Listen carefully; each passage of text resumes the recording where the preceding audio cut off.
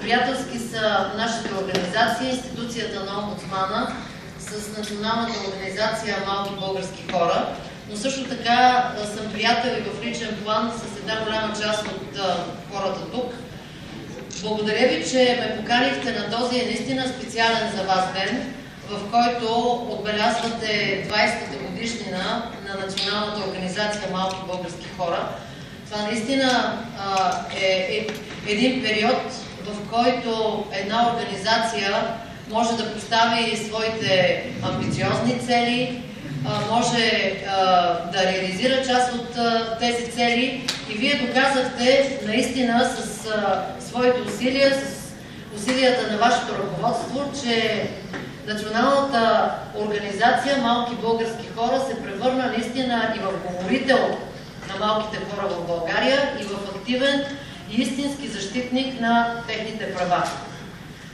Всъщност, ние сме не просто приятели, не просто съмишленици, не просто партньори.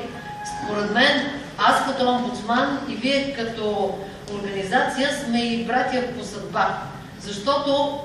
вие защитавате интересите на малките хора в България, на хората с нисък ръст,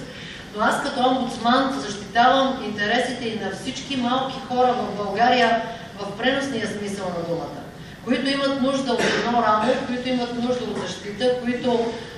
са притискани, мачкани, тероризирани от институциите и от българската държава. И в този смисъл аз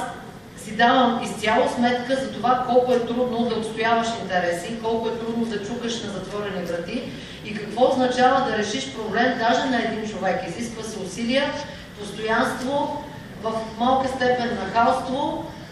и подкрепа. И много приятели, които да подпомогнат това начинание. Така че аз днес имам и една добра новина за вас, защото с общи усилия, с подкрепа, с настойчивост, ние успяхме да решим един от важните за малките хора в България проблем. Това се случи с ръководството на Военно-медицинска академия и аз имам удоволствието да поканя тук заместник-началника на Военно-медицинска академия, професор Мутафчийски, с който ще съобщим, че